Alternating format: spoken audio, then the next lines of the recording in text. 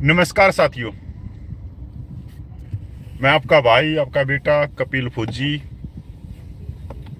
एक बहुत ही महत्वपूर्ण मुद्दे को लेके आया हूं। और मुद्दे को क्या लेके आया हूं, क्योंकि देश भर के पूर्व सैनिकों के मेरे पास में फ़ोन आ रहे हैं, उनके मैसेज आ रहे हैं, एक तरह से कह सकते हो, क्योंकि मेरे को डंडा दे रखा है कि इस बारे में आप बोले, जबकि ये मुद्दा इतना बड़ा नहीं है। पर जब पूर्व सैनिकों ने कहा है कि नहीं कपिल भाई, आप पे विश्वास है, आप जो बताते हैं वो बिल्कुल 100% सोने की तरह सच होता है। देखो साथियों, मैं जब पेंशन आया था तो पूर्व सैनिकों के लिए मैं चला। मैंने कोई सर्विस नहीं करी, मैंने कोई नौकरी का ख्वाब नहीं देखा कि आने के बाद में मैं कोई नौकरी करूं। मेरे दिमाग में एक चीज़ हमेशा से थी कि पूर्व सैनिकों को मान मिले, सम्मान मिले, आत्मसम्मान, समानता, न्याय, स्वाभिमान मिले। और वो सिर्फ पूर्व सैनिकों को ही नहीं, वो सर्विस पर्सन को भी मिले। इसीलिए मैं सबका सैनिक संघर्ष कमेटी पंजाब के जो नायक हरपाल जी हैं, नलिन तलवार जी हैं, मैं उनसे जुड़ा और हमने बहुत मेहनत करी 10-12 सालों में। और देश भर के 30 लाख पूर्व सैनिक जो कश्मीर से लेके कन्याकुमारी तक, मणिपुर से लेके जैसलमेर तक हैं, उनको जागरूक किया उनके हकों के लिए। इसमें कोई दो राय नहीं। जो मेरे आलोचना करने वाले होंगे या जो मेरे कह सकते हैं कि जो सबका सैनिक संघर्ष कमेटी के मतलब दुश्मन भी होंगे, वो भी इस चीज की तारीफ करते हैं कि जो सबका सैनिक संघर्ष कमेटी ने पूरे देश भर के पूर्व सैनिकों को जागरूक करने के लिए जो काम किया, आज तक किसी संस्था ने नहीं किया। नहीं तो बहुत सारे फील्ड मार्शल आए जिन्होंने संस्था बना के जो हमारे छोटे रैंक के सैनिक थे उनका दोहन किया, उनका शोषण किया। खासकर लीग जैसी संस्थाएं हैं, वो पिछले 60 साल से, क्योंकि 1965-66 में बनी थी ये, तो उस समय से ये हमारा शोषण कर रही। और अब तो आप लोगों के सामने तस्वीर भी साफ हो गया है, एक तरह से टीवी भी आप लोगों के सामने चलने लग गया है कि OROP 1 में आपने सोचा कि नहीं कोई ऊँच चूक रह गई होगी सरकार से। OROP 2 के अंदर आप लोगों ने सोचा होगा नहीं सरकार की आंखें बंद हो गई होंगी, वो न्याय देगी। पर OROP 3 के अंदर तो आप लोगों की आंखें बिल्कुल खुल जानी चाहिए कि OROP 3 में सिपाही से लेके ऑनरेडी कैप्टन का शोषण किया गया।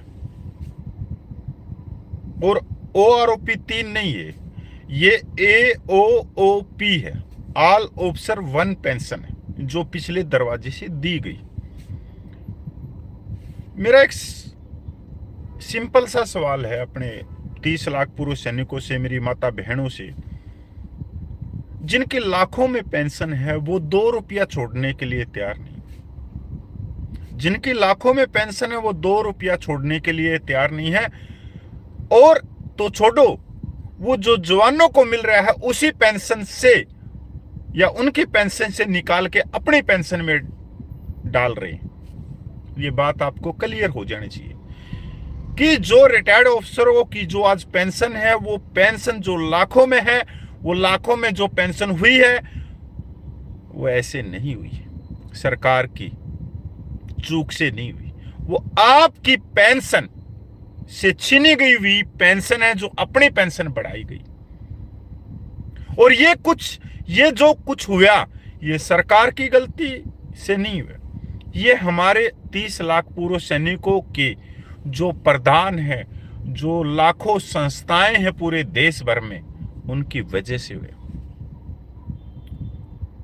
सैनिक भाइयों, आज मेरे पास में जो कॉल आ रही है, पिछले दिनों से मैसेज आ रहे हैं, मैं उस पे आना चाहता हूं। कह रहे हैं कि नकली federation of veteran association registered हो गई। कपिल भाई अब क्या करेंगे? जो नकली फेडरेशन है FUV, वो रजिस्टर्ड करवा ली। चलो उसकी तो हम बारीकियां चेक कर रहे हैं, क्योंकि अभी तक हमारे को रजिस्ट्रेशन नंबर नहीं मिला है। क्यों? उसके बाद में हम जो कानूनी कार्रवाई होती है वो करेंगे। पर आप लोगों के दिमाग से 1% मैं निकाल देता हूं। बीच में फोन बड़े आते हैं। 1% मैं आपके दिमाग से निकाल देता हूं कि पूरे देश भर में हजारों संस्थाएं रजिस्टर्ड हैं। उन्होंने कौन सा बाड़ उखाड़ लिया अभी तक 75 सालों में? एक संस्था और रजिस्टर्ड होगी तो क्या हो गया? और यह संस्था तो बिल्कुल बीजेपी की बी टीम है। पहली बार मैंने बोला है, जो नकली फेडरेशन, फोन आ रहा है यार, क्या करें, सिंपल सा, जो नकली फेडरेशन रजिस्टर्ड हुई है यह बीजेपी की बी टीम है। और मैंने पहली बार किसी राजनीतिक पार्टी का नाम लिया। यह वही नकली फेडरेशन है जो 1 साल के आंदोलन को तोड़ के सरकार की गोद में बैठ गई थी। यह वही फेडरेशन है जो जुलाई और अगस्त में 4-4 मीटिंग कर गई। यह वही फेडरेशन है जिसका प्रधान एक गोल टोपी वाला बनाया था और जिसने सार्वजनिक मंच से स्वीकार किया था कि मैं आरएसएस से जुड़ा हुआ व्यक्ति हूं। चलो वो तो सबकी अपने अपने निजी विचार हैं, वो कौन आदमी किससे जुड़ता है। पर यह गोल टोपी वाला इंसान जिसकी 70 साल उम्र हो गई, आज तक राजस्थान में बैठ के, जयपुर में बैठ के पूर्व सैनिकों से ठगी का काम कर रहा। कभी मेरे सिपाही से हौलदार का शोषण ये जो सिक्योरिटी एजेंसियों में कर रहा है, कभी ये किसी संस्था के ऑफिस को उसके ऊपर कब्जा करके अपना बना लेता है या उस पर कब्जा कराए हुए बैठा हुआ। ये एक ऐसा इंसान है जिसने पे पेंशन के आंकड़ों के बारे में नहीं पता। और तो छोड़ो, मैं सिपाही हवलदार की बात नहीं करता, ये जेसीयू रैंक से, इसको जेसीयू रैंक के आंकड़ों का नहीं मालूम। सबसे बड़ी बात, कितनी बड़ी बात है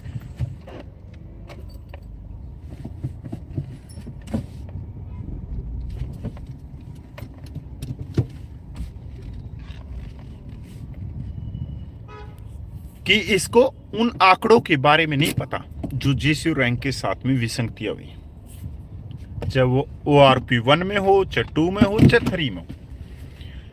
जब भी आप इसका वीडियो देखते होंगे, ये कहता है कि जंतर मंतर पे आंदोलन थे, आंदोलन के कुछ असामाजिक तत्व थे, उन्होंने तोड़ दिया। अरे ओ मेरे भाई फूफा, तने फूफा कह दूं या मामा कह दूं तने?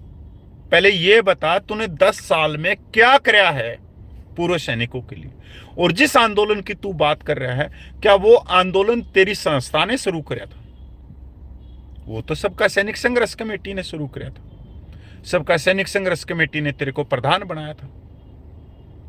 फिर भी तू उसको तोड़ के भाग गया उस आंदोलन को।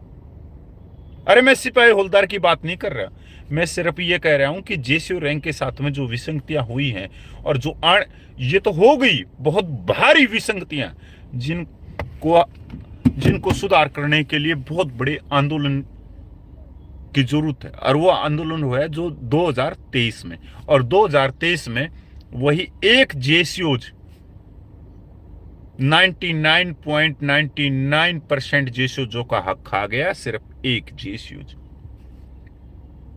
बताओ कौन गलत है? आज रजिस्टर्ड करवा रहे हैं नकली संस्था वाले, ये सिर्फ 13 लाख रुपये को खाने के लिए। इसके जो एक वकीलों की संस्था है, वो न्यायालय के अंदर सरकारी वकील हैं, तो सरकारी वकील तो ऐसे तो नहीं बन सकते, सरकार की सिफारिश से ही बन सकते हैं। और सरकार किसकी है? बीजेपी की है। अरे और तो छोड़ो, इस संस्था ने जो हरियाणा के अंदर जो चुनाव हुआ उसमें पूरा समर्थन बीजेपी को दिया।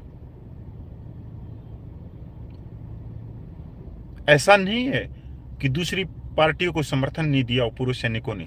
पूर्व सैनिक में से सिपाही से हवलदार ने किसी को समर्थन नहीं दिया, वो अपने टीवी देख रहे थे। हरियाणा में इन्होंने दिया समर्थन बीजेपी को, तो कांग्रेस के भी जेसीयूज बाहर निकले। और किसके? नेतृत्व में एक मेजर जनरल, एक कर्नल, एक फलाना धक्कड़, जिनमें झज्जर, रोहतक, भिवानी, हिसार, सोनीपत, रेवाड़ी, महेंद्रगढ़, यमुनानगर, मतलब कोई इलाका नहीं छोड़ा जहां जेसीओज कांग्रेस के लिए वोट नहीं मांग रहे थे। अरे तुम वोट मांगने से पहले अपनी ओआरपी मांग लेते, कम से कम तुम्हारे अकाउंट में कुछ पैसा तो आता, कम से कम उस पैसे से तुम्हारी आर्थिक स्थिति बेहतर तो होती, तुम्हारे बच्चे अच्छे स्कूलों में तो पढ़ते। पर नहीं, ये कमी है 23 लाख पूर्व सैनिकों ने, क्योंकि जहां ज्यादा संख्या बल होगा वो बटेगा। रिटायर्ड ऑफिसर क्यों नहीं बटते? क्योंकि वो 60,000 है, उनकी संख्या बल ज्यादा नहीं है, तो इसलिए वो एकजुट रहते हैं। अगर एक ने कह दिया कि ईमेल कर दो प्रधानमंत्री को, तो प्रधानमंत्री का ईमेल हाई, मतलब वो क्या बोलते हैं, जाम हो जाता है। सुबह तक कम से कम 20,000 ऑफिसर ईमेल कर देते हैं अपनी पे पेंशन के लिए, और अगले 3 दिन में 60 के 60,000 पूरी हो जाती हैं। अगर जवान कह दें कि 30 लाख पूर्व सैनिक अपने अपनी ईमेल कर दो प्रधानमंत्री को, तो भाई साहब यकीन नहीं मानोगे, सुबह तक 2 या 3 आदमी ही ईमेल करते हैं, या तो बोलने वाला या उसकी संस्था से जुड़े हुए 1-2 पदाधिकारी। तो संस्थाएं तो 1000 रजिस्टर्ड और ये उनका कोई नहीं। अब इस भाई साहब की जो गोल टोपी वाले की बात सुन लो कि हमने अलग अलग सेल बना दी, सीएचडी की, सीएचएच की। अरे बाबा जी का ठल्लू बना दिया, क्या लेना इन सेलों से? तू पे पेंशन पूरी करवा दे ना जवानों की, जवानों को पे पेंशन में आप करवा दे, जवानों की पे पेंशन बढ़वा दे। तुम ये साबुन की टिक्की तो हम जो गांव के अंदर परचून की दुकान है उससे भी खरीद लेंगे, है? ईसीएचएस की जो दवाई हो तो बाहर से भी ले लेंगे 300-400 रुपये की। अरे मेन बात है कि तू वहां करवा देना, क्योंकि आंकड़ों का इसको मालूम नहीं। और इसको लेने वाले भी कौन थे? तमिलनाडु से मोहन रंगन साहब। वास्तव में वो बंदा बहुत बढ़िया। दूसरा बंदा नायक हरपाल पंजाब से, जिसने ये जोत जलाई, जागरूक कराया आत्म सम्मान के लिए, स्वाभिमान के लिए। पर ये दोनों आदमियों की पीठ में छुरा घोप के भाग गया। मैंने तो पहले दिन बोला था, मैंने इसका चेहरा देखते ही बोल दिया था, जिसका पन्ना चेहरा हो वो आदमी गांठ नहीं गालेगा, वो आदमी बेच के निकलेगा, क्योंकि ये बीजेपी का बी टीम है। ऐसा हो ही नहीं सकता। अब कर लो, अब कह रहा कि मैं ये करूंगा। अरे तू कुछ भी नहीं करे, ये कपिल फौजी बैठा, तू जंतर मंतर के ऊपर तू एक भी ने आंदोलन चला दी, 1 लाख रुपया मैं दे के जाऊंगा, 1 लाख रुपया मैं दान में दे के जाऊंगा। गोल टोपी वाले कान खोल के सुन ले, अगर तू पूर्व सैनिकों का भला करना चाहता है, 30 लाख पूर्व सैनिकों को आत्म सम्मान दिलाना चाहता है, समानता दिलाना चाहता है, स्वाभिमान दिलाना चाहता है, तो 1 लाख रुपये का दान कपिल फौजी देगा। अगर एक मां का दूध पिया है तो बैठ जंतर मंतर पे और कर भला 30 लाख पूर्व सैनिकों का। अरे 13 लाख रुपये आए हैं, तुम वकील शकील 1-2 वो नकली हैं, जिनकी जो पहले से ही नौकरियों के अंदर हैं बीजेपी की सिफारिश से, तुम भला करोगे। तुमने तो अपना घर भरना है, दूसरों के घर के अंदर आग लगानी है। अब आप लोग देखो ये कितने बड़े नकली हैं। और फिर भी मैं कहता हूं, अगर ये आगे आते हैं, जंतर मंतर पे आंदोलन करते हैं, तो भाई इनका खुलेआम साथ दो, मैं भी दूंगा।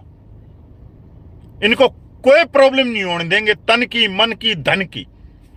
पर गोल टोपी वाले अपनी पिंडियों में वजन रखना। अब की बार पिंडिया कांपने नहीं लग जाए, जिस तरह से 23 जुलाई को जंतर मंतर पे पुलिस ने एक धमकी दी थी, तेरी पिंडिया नहीं पैंट भी पीली हो गई थी। ऐसा मत करना कभी भी। हम वही व्यक्ति हैं जिनके ऊपर आज तक आप जैसे 5-10 ने पता नहीं कितना कीचड़ उछाड़ा होगा, पर हमारे ऊपर कीचड़ तो लग ही नहीं सकता, क्योंकि एक व्यक्ति भी पूरे देश में 30 लाख पूर्व सैनिकों में से एक व्यक्ति भी ये कहने वाला नहीं है कि सबका सैनिक संघर्ष कमेटी ने किसी भाई का 1 रुपया खाया। 1 रुपया खाया है। हाँ, हो सकते हैं कोई हमारे बीच में हमारा ही कोई भाई हो, वो छोटी मोटी करके चला गया, पर एक व्यक्ति ने किया होगा तो 99% को आप उसका दोषी नहीं मान सकते। 99% तो ईमानदार, सच्चे और संघर्षशील व्यक्ति हैं जो अपनी जान की कुर्बानी दे सकते हैं 30 लाख पूर्व सैनिकों के आत्म और सम्मान के लिए। तो भाई हम तो ये कहते हैं गोल टोपी वाले से और इसके जो जितने कबूतर हैं, मैं इनको कबूतर कहूंगा, जो कहता है मैं हाईकोर्ट का वकील हूं, तू बाबा जी का ठल्लू नहीं है, तू मुंशी भी नहीं है। और जो बड़े बड़े पेट वाले जो पूर्व वायु सैनिक हैं, मैंने भी पता है क्वार्टरों के अंदर भिंडी उगाई है, बैंगन उगाए हैं और कमांडर को ले जाके सुबह सुबह भरी भिंडी खिलाई है। मैंने भी पता है कमांडर की रिजर्वेशन करवाने के लिए तू ही खड़ा रहता था रेलवे स्टेशन पे। मैंने भी पता है कि सर मैं आपके बच्चों को पढ़ा दूंगा, कमांडर साहब मेरे को ये कर दो वो कर दो। अरे सेना में तो जूते पुलिस कुत्ते घुमाने को साइकी बोलते हैं, पर मैंने ये भी पता है कि पढ़ी लिखी सेना में साइकी का मतलब क्या होता है, जिसको कोई ये भी ना कह सके कि ये साइकी है। तो चमचागिरी हर जगह है, चापलूस हर जगह है। सिस्टम में अपने आप फिट बैठ जाते हैं वो चापलूस व्यक्ति जो दूसरों का हक खाने के लिए तत्पर रहते हैं। तो भाई मैं तो उसका जवाब दे रहा हूं, मैं ज्यादा आता नहीं।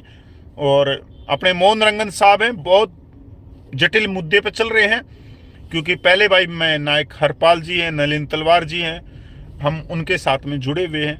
उनके साथ में जुड़े हुए हमने मोहन रंगन साहब मिले तमिलनाडु से, वो आज भी संघर्ष कर रहे हैं। और जब तक मोहन रंगन साहब हैं, जब तक भाई हमारी एक नैतिकता की जिम्मेवारी है कि इस बुजुर्ग व्यक्ति को मैं अकेला ना छोड़ूं। वो बुजुर्ग व्यक्ति जब भी हुंकार भरेगा तभी हम उसके साथ में। मोहन रंगन साहब तमिलनाडु से, उसके बाद में देखते हैं आगे क्या है क्या नहीं।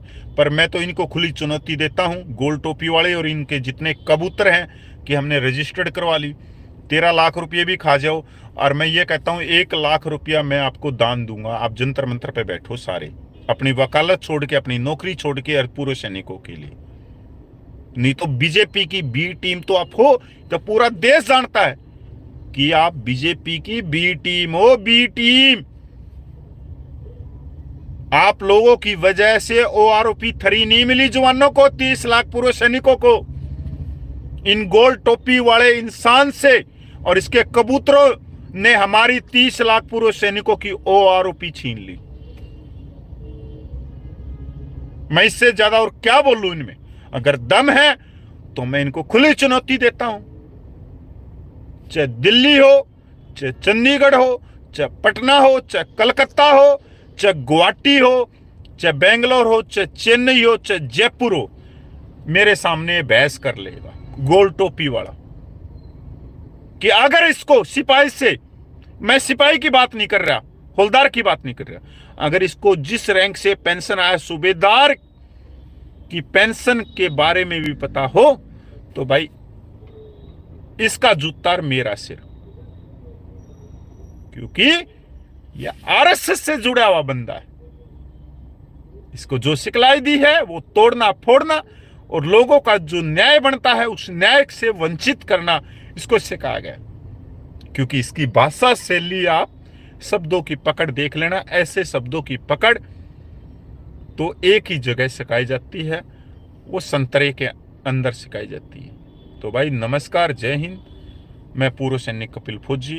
अगर वीडियो अच्छा लगा है, और अच्छा क्या वीडियो क्या है, अपनी नैतिक है कि हमारे मान और सम्मान और सम्मान के लिए आगे भी हम संघर्ष करेंगे और लगातार करेंगे, इसमें कोई दो राय नहीं। मेरे को कम देख रहे होगे आप, पर इसका मतलब ये नहीं कि मैं फौजी समाज से के ऊपर मैं ध्यान नहीं दे रहा, नहीं, पूरा ध्यान है। एक एक चीज का पता है मेरे को, कहाँ क्या हो रही है, सारी चीजों का पता है। पर समय आने पे फिर हम हुंकार भरेंगे, दिल्ली के अंदर भरेंगे, और मैं अपने पूरे 30 लाख पूर्व सैनिक सिपाही से लेके अपने उन रेडी कैप्टन जिन्होंने जूते की नौकरी करी है, जिसको हम कहते हैं एडी पंजे की नौकरी करते हैं।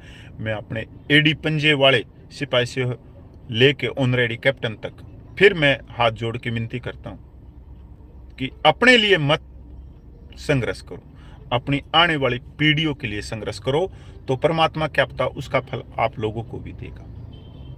और यकीन मानिए कि बहुत ज्यादा नुकसान हो चुका है सिपाही से लेके ऑनरेडी कैप्टन का, और आने वाले समय में बहुत ज्यादा नुकसान और होने वाला है। और बस मेरे पास में शब्द नहीं कि आप ORP 3 को देख लो कि एक वर्ग को NFU दे दिया गया इनडायरेक्टली। ORP 3 नहीं है, वो AOOP है। ये गोल टोपी वाले को नहीं पता कि ORP 3 नहीं है, वो AAOP है, all officer one pension, same एक पेंशन करती। इसको कहते हैं अगर सिपाही से लेके ऑनरेडी कैप्टन की एक पेंशन कर दी जाए, पर ऐसा तो नहीं है। एक सिपाही 20,000 रुपये ले रहा है तो एक ऑनरेडी कैप्टन 43,000 रुपया पेंशन ले रहा है, तो सेम तो नहीं है ना, पर ऑफिसर वर्ग में सेम पेंशन कर दी। आप इसको समझिए। जय हिंद, वंदे मातरम, जय भारत भाई।